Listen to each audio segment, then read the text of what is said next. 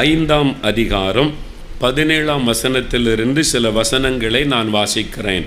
பின்பு ஒரு நாள் அவர் இயேசு உபதேசம் பண்ணி கொண்டிருந்த போது கலிலேயா யூதேயா நாடுகளில் உள்ள சகல கிராமங்களிலும் எருசலேம் நகரத்திலும் இருந்து வந்த பரிசேயரும் நியாய சாஸ்திரிகளும் உட்கார்ந்திருந்தார்கள். அப்பொழுது பிணியாளிகளை குணமாக்கத்தக்கதாக கர்த்தருடைய வல்லமை விளங்கிற்று. இயேசு ஒரு வீட்டிற்குள்ளே உட்கார்ந்து பிரசங்கம் பண்ணி கொண்டிருக்கிறார். அவருடைய பிரசங்கத்தை கேட்க மத தலைவர்கள் வந்திருக்கிறாங்க. கிராமங்களிலிருந்து அநேக மக்கள் வந்திருக்கிறார்கள்.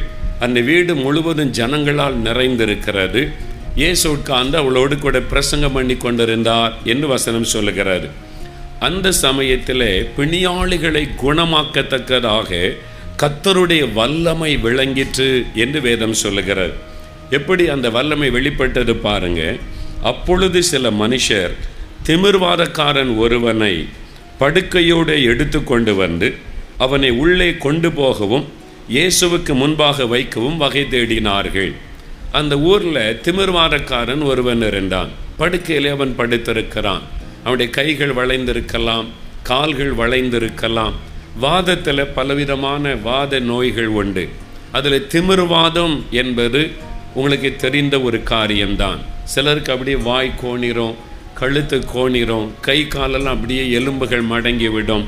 அவனால் எழும்பி உட்கார முடியாது, நிற்க முடியாது, நடக்க முடியாது.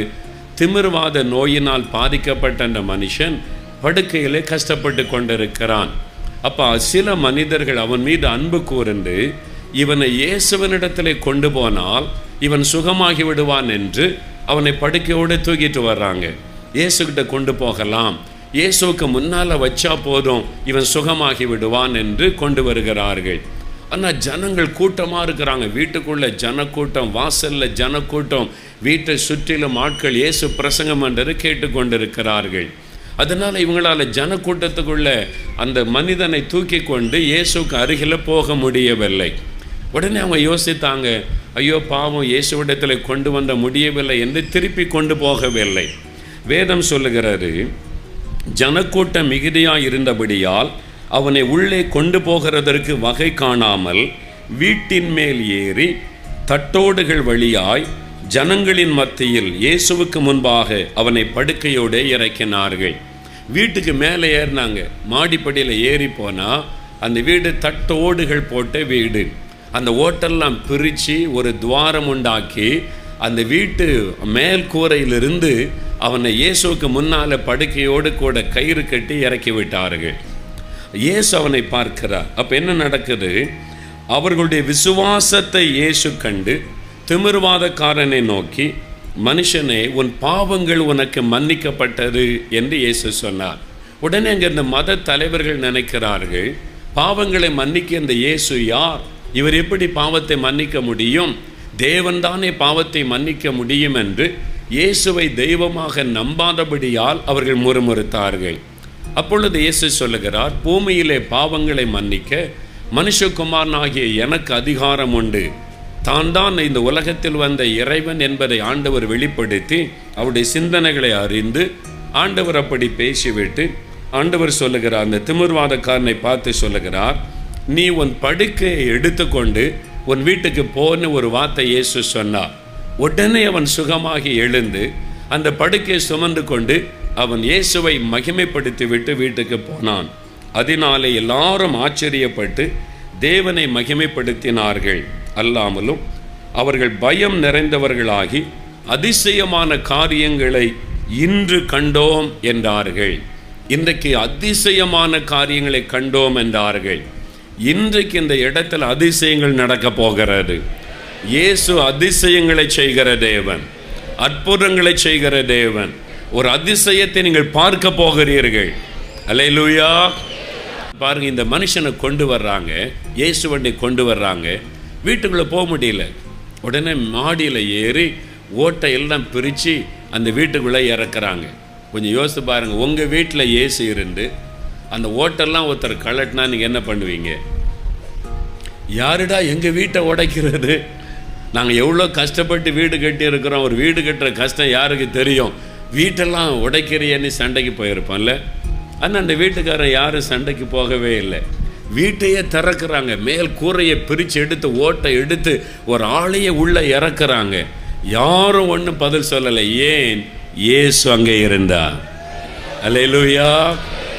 இயேசு அங்கே இருந்ததுனால வீட்டையே உடைச்சி ஒரு ஆளை இறக்குறாங்க. ஒருத்தர் அந்த வீட்டுக்காரன் கூட ஒன்றும் பேசலை, அமைதியாக இருக்கிறாங்க. எல்லாரும் பார்க்குறாங்க, ஒரு திமிர்வாதக்காரனை இயேசுக்கு முன்னால் இறக்கி வச்சுட்டாங்க. மேலேருந்து அவங்க பார்க்குறாங்க, இயேசு அவங்கள பார்க்குறாரு. இவங்க இந்த மனுஷனை கொண்டு வந்து எனக்கு முன்னால் வச்சுருக்கிறாங்களேன்னு பார்க்கிறார். இயேசு கோவப்பட்டாரா? ஒரு வீட்டையே பாழ் பண்ணுறீங்களாப்பா, நான் தான் வெளியே வந்து சுகமாக்கிறேன் அப்படி சொன்னாரா? ஒன்றும் சொல்லலை. வேதம் சொல்லுகிற அவருடைய விசுவாசத்தை இயேசு கண்டாராம். ஆண்டவருடைய வார்த்தை சொல்லுகிறது, அவருடைய விசுவாசத்தை இயேசு கண்டார். அந்த அவனை தூக்கிட்டு வந்த நண்பர்கள், இயேசுகிட்ட போனால் இவனுக்கு ஒரு அற்புதம் நடக்கும், இவன் சுகமாயிருவான், இவனுடைய துக்கம் சந்தோஷமாக மாறிடும், பாவம் இவன் படுக்கையில் கஷ்டப்படுகிறானே, ஒரு அற்புதம் நடக்கணும்னு சொல்லி விசுவாசத்தோடு கொண்டு வந்திருக்கிறாங்க பாருங்க. அந்த விசுவாசத்தை இயேசு கண்டாராம். கண்ட உடனே அந்த மனுஷனை பார்க்கிறார். அவன் அப்படியே சுருண்டு படுத்திருக்கிறான், கை காலெல்லாம் முடக்கப்பட்டு. அவனை பார்த்து இயேசு என்ன சொன்னார் தெரியுமா? மகனை திடன்கொள், உன் பாவங்கள் உனக்கு மன்னிக்கப்பட்டது. முதலாவது இயேசு சொல்கிறாரு, உன் பாவம் உனக்கு மன்னிக்கப்பட்டதுன்னு சொல்கிறார். ஏன் ஆண்டவர் இந்த வார்த்தை சொல்லணும்? எழும்பி நடன்னு சொன்னால் அவன் நடக்க போகிறான், சுகம் உண்டாக போகிறார். அதுக்கு தான் அவனை கொண்டு வந்திருக்கிறாங்க. ஆனால் இயேசு சொல்லுகிறார், மகனை திடன்கொள். மத்தேயு 9 அதிகாரத்திலையும் 2ஆம் வசனத்திலேருந்து இதே காரியம் எழுதப்பட்டிருக்கிறது. அப்போ அந்த அற்புதத்தை நேரில் பார்த்த அந்த மத்தேயு எழுதுகிறார்.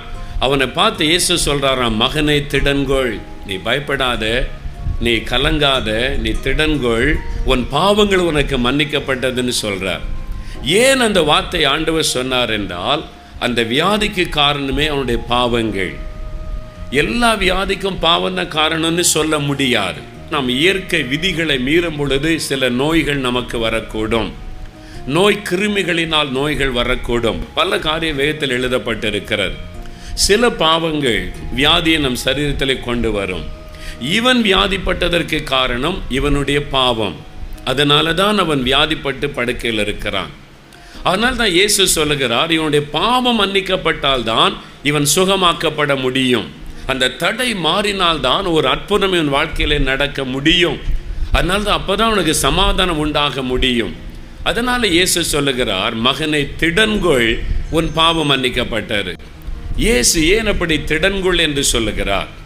இவனுக்கு தெரியும், தன்னுடைய பாவத்தினால தான் இந்த வியாதி என்று அவனுக்கே தெரியும்.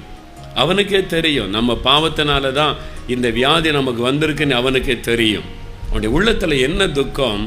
இயேசு என்னை மன்னிப்பாரா? நான் செய்கிற பாவத்தை எனக்கு மன்னிப்பாரா? அல்லது அவர் தீர்க்கதரிசி ஆயிட்டு நான் செய்கிற பாவம்லாம் அவருக்கு தெரியுமே, நீ பாவியான மனுஷன், நீ பாவத்திற்கு ஏற்ற தண்டனை அனுபவிக்கிறாய் என்று என்னை புறக்கணித்து விடுவாரோ என்கிற பயம். பாவத்தை குறித்த உணர்வு இருந்தது, என் பாவம் மன்னிக்கப்படுமான ஏக்கம் இருந்தது. அதனால் இயேசு அவனை பார்த்து சொல்றார், மகனே நீ திடன்கொள். அவன் அன்பாய் எப்படி சொல்கிறார்? மகனேன்னு சொல்லுகிறார். அவனுக்கு இயேசு விட வயசு அதிகம் கூட இருந்திருக்கலாம். அந்த ஆண்டவர் அவன் என்ன சொல்கிறார்? மகனேன்னு சொல்கிறார். நாம் எல்லாருமே தேவனுடைய பிள்ளைகளாக இருக்கிறோம். அல்லேலூயா. இயேசுவுக்கு பேரம் பேத்தி இல்லாமல் கிடையாது. 60 வயசு ஆனால் கூட உங்களை மகளேன்னு தான் சொல்லுவார், மகனேன்னு தான் சொல்லுவார். நாம் தேவனுக்கு எல்லாரும் பிள்ளைகளாக இருக்கிறோம். அல்லேலூயா. அவர் நம்மை தான் பிள்ளைகளாக நேசிக்கிறார். அவனை பார்த்து அவனுடைய பாவத்தின் நிமித்தம் அவனை வெறுக்கவில்லை, அவனை மகனேன்னு கூப்பிடுகிறார். உன் பாவம் மன்னிக்கப்பட்டதுன்னு சொல்லுகிறார். அவனுக்குள்ள ஒரு பெரிய சந்தோஷம். அந்த இயேசு என்னை ஏற்றுக்கொண்டார். இந்த ஊழியத்தின் ஆரம்ப காலத்தில் பல ஆண்டுகளுக்கு முன்னால் ஒரு ஐயா கூட்டத்துக்கு வருவார். நான் அவர் அடிக்கடி பார்த்துருக்கேன். கூட்டம் முடிஞ்ச உடனே ஜெபம் பண்ணிட்டு போவார். ரொம்ப பக்தி உள்ள ஒரு மனிதர், கிறிஸ்தவர் தான், பக்தி உள்ள மனிதர். ஒரு கிராமத்திலேருந்து வருவார். நல்ல வேலை செய்து கொண்டிருந்தார். மனைவி பிள்ளைகள்லாம் இருக்கிறாங்க. ஆனால் கூட்டத்துக்கெல்லாம் வந்து ஜெபிச்சுட்டு போனால் கூட ஏதோ ஒன்றை இழந்த மாதிரி துக்கத்தோடே இருப்பார். ஒரு பெரிய சந்தோஷம், மகிழ்ச்சி அது மாதிரி இருக்க மாட்டார். அவருக்கு தெரியும் ஏதோ ஒரு துக்கம் உள்ளத்தில் இருக்குதுன்னு சொல்லி. ஒரு நாள் என்னை பார்க்க நம்முடைய ஆஃபீஸுக்கு வந்தார். வந்து, ஐயா உங்கள்கிட்ட நான் தனியாக கொஞ்சம் நேரம் பேசணும் என்று சொன்னார். சரி வாங்க, என் ரூமில் உட்காந்து பேசலான்னு என்னுடைய ரூமில் கூட்டு உட்கார வச்சேன். உங்களுடைய என்ன காரியம் ஐயான்னு கேட்டேன். கண்ணீர் விட்டு அழுதார். சிறு பிள்ளை மாதிரி அவர் அழுதார். ஏங்கி அவர் அழுதார். வயசான ஒரு ஐயா, நல்ல வேலை செய்து கொண்டு மதிப்பு மரியாதையோடு இருக்கிற ஒரு ஐயா. அப்போ நான் கேட்டேன், என்னையா அவங்களுக்கு பிரச்சனைன்னு சொல்லி. அவர் சொன்னார், ஐயா நான் பக்தியுள்ள ஒரு கிறிஸ்தவன் தான், பாருங்க ஞாயிற்றுக்கிழமை சர்ச்சுக்கு போகிறேன், பக்தியோடு இருக்கிறேன், கூட்டத்துக்கெல்லாம் நான் வர்றேன். ஆனால் சில வருஷத்துக்கு முன்னால் நான் செய்த ஒரு பாவம், நான் இப்போ செய்கிற ஒரு பாவம் என்னை தொடர்ந்து வருது. யாருக்குமே தெரியாது, என் மனைவிக்கு தெரியாது, என் பிள்ளைகளுக்கு தெரியாது. எல்லாரும் என்னை நல்ல பக்தி உள்ள கிறிஸ்தவன் தான் நினச்சிக்கிட்டு இருக்கிறாங்க. ஆனால் என் வாழ்க்கை எனக்கு தான் தெரியும். என் அந்தரங்க வாழ்க்கையில் நான் பாவம் செய்துட்டேன் ஐயா. இப்போ வயசாயிட்டு பலனெல்லாம் போயிட்டு இப்போ அந்த பாவத்தை நான் செய்கிறது இல்லை. ஆனால் முன்னால் நான் செய்கிற அந்த பாவம் என்னை தொடர்ந்து வருது. எப்படி சொல்கிறீங்கன்னு கேட்டேன். எனக்கு சமாதானம் இல்லை. என் பிள்ளைகள் என் வாழ்க்கையெல்லாம் பார்க்கும்போது நிறைய ஆசீர்வாதம் தடைப்பட்டு நிற்குது. என் மனசாட்சி என்னை வாதிக்குது. என் மனசாட்சி, என் உள்ளமே என்னை வாதிக்குது. நீ பாவி, நீ இந்த பாவத்தை செய்திருக்கிற பார், அதான் உன் குடும்ப பிள்ளைகள்லாம் பாதிக்கப்படுறாங்க. என் மனசாட்சியே என்னை வாதிக்குதுய்யா. நான் பக்தியோட சர்ச்சுக்கு வந்தாலும் கூட்டத்துக்கு வந்தாலும் எனக்கு நிம்மதி இல்லை, ஒரு சமாதானம் இல்லை. எனக்கு தெரியும் நான் செய்கிற பாவம்தான், வேறு யாருக்குமே அது தெரியாதுய்யா அப்படின்னு சொன்னார். ஆனால் ஆண்டவருக்கு தெரியும். இப்போ உங்ககிட்ட நான் சொல்லிருக்கேன் அப்படின்னு சொன்னார். இப்போ நான் அவரை பார்த்து சொன்னேன், ஐயா எல்லா பாவத்தையும் இயேசு சிலுவையில் சுமந்துட்டார். அவர் பாவின்னு யாரையும் புறம்பே தள்ள மாட்டார். ஆனால் ஒரே ஒரு காரியம் இயேசு சொல்றார், தன் பாவத்தை மறைக்கிறவன் வாழ்வடைய மாட்டான், அறிக்கை செய்து விட்டு விடுகிறவன் இறக்கம் வருவான். நீங்கள் ஆண்டவரிடத்தில் இயேசுவே என் பாவத்தை மன்னியும், நான் பாவம் செய்துட்டேன், என்னை மன்னிச்சு எனக்கு ஒரு சமாதானம் தாங்கன்னு கேளுங்க, இயேசு உங்களை கட்டாயம் மன்னிப்பான்னு சொன்னேன். என்னோடு முழங்கால் படியிட்டார். ஒரு சின்ன ஜெபம் பண்ணார். இயேசுவே நான் பாவின்னு உணர்றேன், என்னை மன்னிச்சிருங்க, நான் செய்த தப்பெல்லாம் எனக்கு மன்னிச்சு என் பிள்ளைங்க பாதிக்கப்படக்கூடாது, என் சமாதானம் எனக்கு இல்லை, நிம்மதி இல்லை, எனக்கு நிம்மதி தாங்க அப்படின்னு ஜெபம் பண்ணார். நான் அவருக்காக ஜெபிச்சு முடித்தேன். எழுந்த உடனே என் கையை பிடிச்சிக்கிட்டு ஆண்டவருக்கு ஸ்தோத்திரையான்னு சொன்னார். அப்படி முகத்தில் பார்த்தேன் ஒரு பெரிய மாற்றம், ஒரு மலர்ச்சி. அந்த உள்ளத்திலேருந்து அந்த துக்கம் மாறி ஒரு சந்தோஷம், அந்த குற்ற மனசாட்சி நீங்கி இப்போ என் பாவெல்லாம் மன்னிக்கப்பட்டுட்டு ஆண்டவர் என்னை மன்னிச்சிட்டான்ற ஒரு மகிழ்ச்சி அவருடைய முகத்தில் என்னால் பார்க்க முடிந்தது. அதன் பிறகு அவருடைய வாழ்க்கையை நான் பார்த்தேன். குடும்பத்துக்குள்ள மாற்றம், அவருடைய வாழ்க்கையில் ஒரு ஆசீர்வாதம். அது பிறகு பார்க்கும்போது ரொம்ப சந்தோஷமாக வந்து நிற்பார். அது ஒரு மலர்ந்த முகத்தோடு இருப்பார். அது வித்தியாசம் தெரிந்தார். அப்படி தான் இந்த மனுஷன் பாவத்தை நிமித்தமாக பாதிக்கப்பட்டு மனசு பாதிக்கப்பட்டு வேதனையோடு வந்திருக்கிறான்.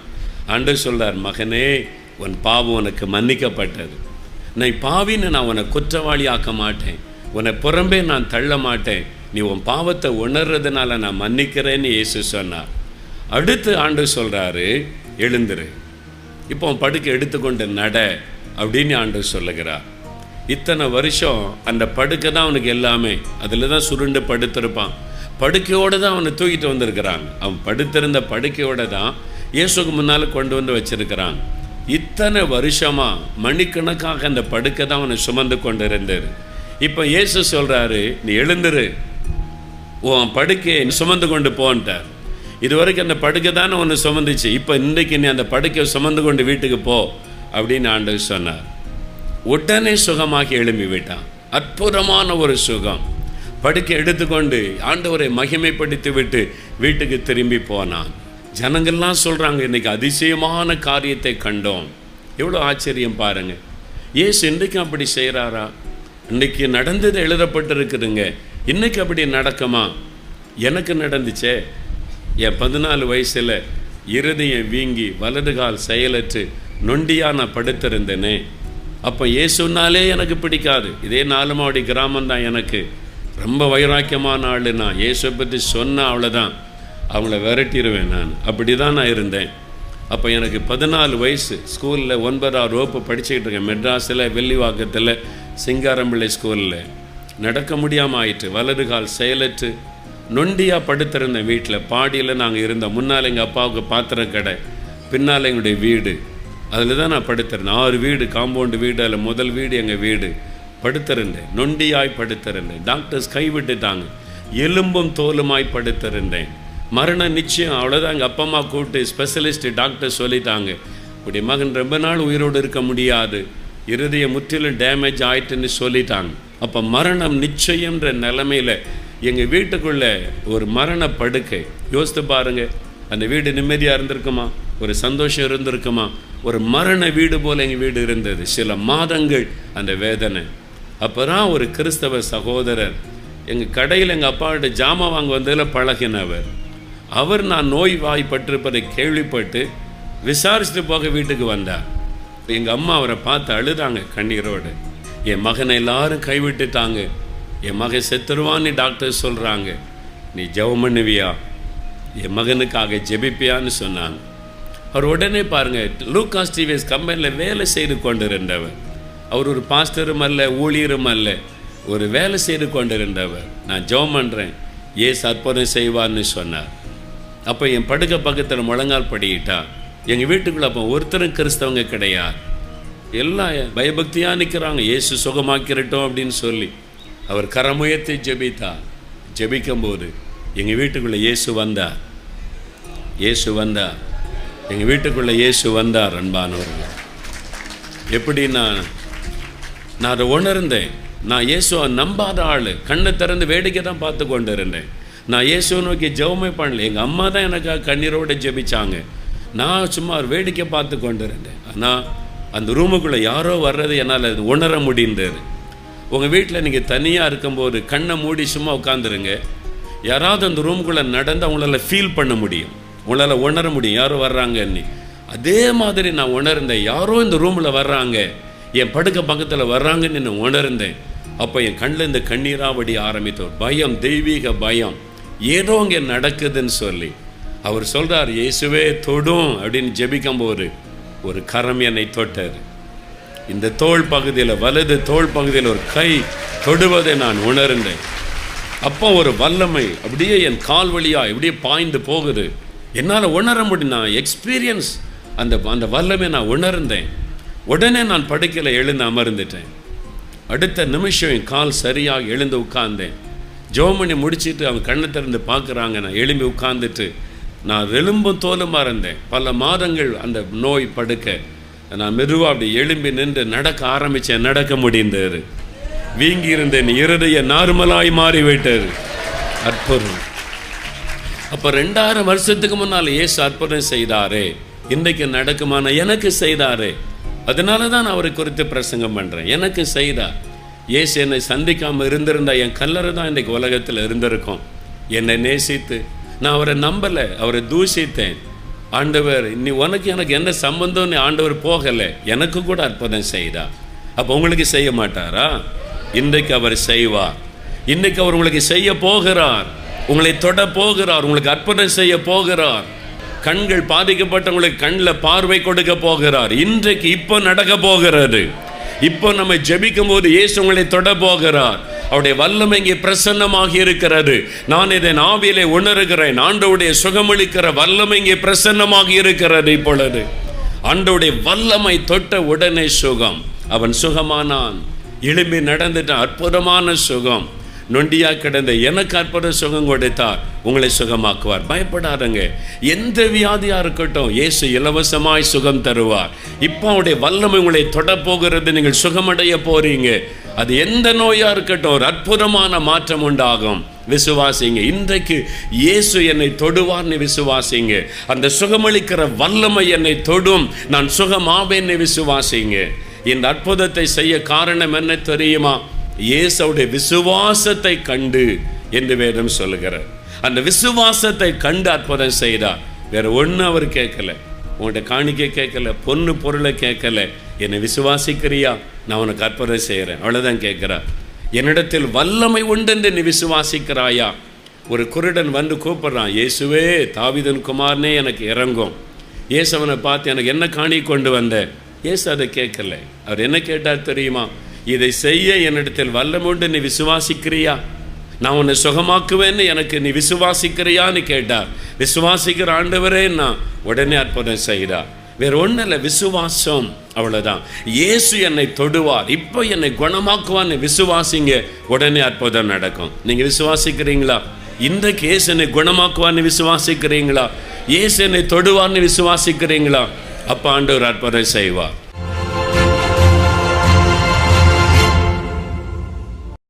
பிரியமானவர்களே, ஆண்டவர் இயேசு இன்றைக்கு உங்களோடு தெளிவாய் பேசி இருக்கிறார் இல்லை? ஆண்டவருடைய செய்தி உங்களுக்கு வந்ததில்லை.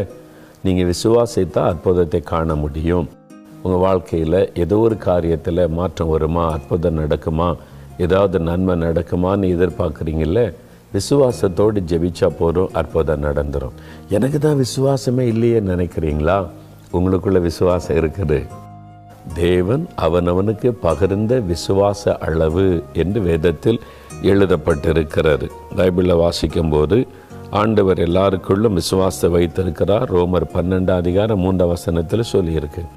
அப்போ உங்களுக்குள் இருக்கிற விசுவாசத்தை நீங்கள் சந்தேகப்படுவது தான் அவிசுவாசம். அப்போ உங்களுக்குள்ள இருக்கிற விசுவாசத்தை பயன்படுத்துங்க, அற்புதம் நடந்துடும். அப்படி என்ன செய்யணும்?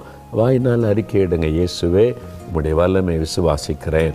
இயேசுவே, உம்முடைய வார்த்தையை நான் விசுவாசிக்கிறேன். இயேசுவே, எனக்கு இன்றைக்கு ஒரு அற்புதத்தை செய்வீர் என்பதை விசுவாசிக்கிறேன். நீங்கள் சொல்லுங்கள், விசுவாசத்தோடு நான் ஜெபிக்கிறேன்னு சொல்லி வாயினால் அறிக்கையிட்டு ஜெபம் செய்யுங்க. உடனே அற்புதம் நடக்கும். எனக்கு விசுவாசமே இல்லை அப்படி இப்படின்னு அதை சொல்லாதங்க. உங்களுக்குள்ள விசுவாசத்தை ஆண்டவர் ஏற்கனவே வைத்து விட்டார். சரியா? இப்போ உங்களுக்குள்ள விசுவாசம் இருக்குது, அது போதும். நீங்கள் அற்புதம் பெறுவதற்கு அந்த விசுவாசம் போதும். இப்போ நம்ம ஜெபிக்கலாம். உங்களுக்கு என்ன அற்புதம் வேணும்? சுகம் வேணுமா? வியாதி உள்ள இடத்துல கை வைங்க. கண்ணில் சுகம் வேணும், கண்ணில் கை. இருதயத்தில் எங்கே வலி வேதனை இருக்கிறாங்க கை வைங்க. அல்லது இருதயத்தில் கை வைங்க. எதுக்கு? உங்களுடைய விசுவாசத்தை வெளிப்படுத்த. அப்படி இல்லைன்னா உங்களுடைய இருதயத்தில் கை வச்சு எனக்கு கடன் பிரச்சனை மாறணும், திருமண காரியம் நடக்கணும், இந்த தடைகள் நீங்கணும், பிஸ்னஸ் ஆசீர்வதிக்கப்படணும், கற்பத்தின் கனி வேணும், என்ன ஆசீர்வாதமோ விசுவாசத்தோடு ஜெபிங்க. இப்போவே நீங்கள் பெற்றுக்கொள்ளுவீங்க. அப்படி தொடுதலை உணர்வீங்க. அந்த சந்தோஷம் உங்களுக்குள் வருவதை காண்பீங்க. விசுவாசம் உள்ள ஜெபம் ஒரு அற்புதத்தை உங்களுக்கு கொண்டு வரும். ஜெபிக்கலாமா? உங்கள் கூட சேர்ந்து நானும் விசுவாசத்தோடு ஜெபிக்க போகிறேன். ஜெபிக்கலாம். தகப்பனே, யார் யார் என்னோடு இணைந்து விசுவாசத்தோடு ஜெபிக்கிறாங்களோ இந்த பிள்ளைகளோடு இணைந்து நான் ஜெபிக்கிறேன். இந்த மகள், இந்த மகன், இந்த தம்பி, இந்த தாயார், தகப்பனார் விசுவாசத்தோடு ஜெபிக்கிறாங்கப்பா. இன்றைக்கு எங்களுக்கு ஒரு அற்புதம் வேணும். இன்றைக்கு இந்த வியாதி சுகமாகணும், இந்த நோய் மாறணும், வலிகள் வேதனைகள் நீங்கணும்னு ஜெபிக்கிறாங்களே.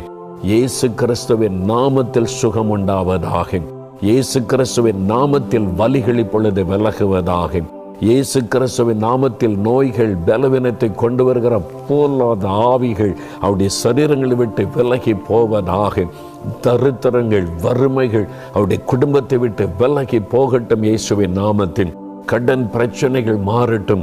ஒரு செல்வமும் செழிப்பும் அவருடைய வாழ்க்கையில வரட்டும். தடைப்பட்டிருக்கிற காரியங்களிலே அற்புதம் நடக்கட்டும். தடைகள் விலகட்டும். காரியத்தை வாய்க்க பண்ணும். திருமண காரியம், வீடு கட்டுகிற காரியம், பிசினஸ் காரியம், வேலை காரியம் இயேசுவின் நாமத்தில் வாய்க்கட்டும். ஒரு அற்புதம் நடக்க ஆரம்பிக்கட்டும். இன்றைக்கு அப்பா ஒரு அற்புதத்தை செய்யும். குழந்தை இல்லாத பிள்ளைகளுக்கு இயேசுவின் நாமத்தில் கர்ப்பத்தின் ஆசீர்வாதம் உண்டாகட்டும். திருமண தடைகள் மாறட்டும். இயேசுவின் நாமத்தில் அற்புதம் நடப்பதாக. ஆண்டவரே, நான் விசுவாசிக்கிறேன். இந்த பிள்ளைகள் விசுவாசிக்கிறார்கள். என்னுடைய விசுவாசத்தை கனப்படுத்துகிற தேவன் அல்லவா? இன்றைக்கே ஒரு மாற்றம் உடைய குடும்பத்தில் ஆரம்பிக்கட்டும்.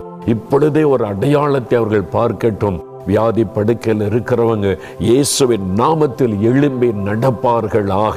கால்களும் கைகளும் பலன் கொள்ளட்டும். இயேசுவின் நாமத்தில் கால்களுக்குள்ளே, எலும்புகள், நரம்புகளுக்குள்ளே வல்லமை இறங்கட்டும். அந்த வலிகள் விலகட்டும். எழும்பி நடக்கட்டும். இயேசுவின் நாமத்தில் கவலைகள் எல்லாம் விலகட்டும். ஒரு சந்தோஷம், மகிழ்ச்சி வரட்டும். இன்றைக்கே ஒரு அற்புத மாற்றத்தை காண செய்யும். இயேசு கிறிஸ்துவின் நாமத்தில் ஜெபிக்கிறேன். அற்புதங்களை எதிர்பார்க்கிறேன் பிதாவே. ஆமேன், ஆமேன். அன்பார்ந்தவர்களே, தேவ செய்தியை கேட்டீர்களா? நீங்கள் எதிர்பார்த்திருக்கும் அற்புதத்தை பெற்றுக்கொண்டீர்கள் என்று நாங்கள் விசுவாசிக்கிறோம். நீங்கள் பெற்றுக்கொண்ட நன்மைகளையும் ஆசீர்வாதங்களையும் எங்களுக்கு தெரியப்படுத்த மறவாதிருங்கள். தேவ கிருபை உங்கள் அனைவரோடு கூட இருப்பதாக. ஆமென். For further details and prayer support, contact Jesus Redeems Ministries, Nalumavudi, Thuthukudi District, 628-211. Our phone number 04639 353535. info@jesusredeems.org. Our website www.jesusredeems.org. jesusredeems.com. God bless you.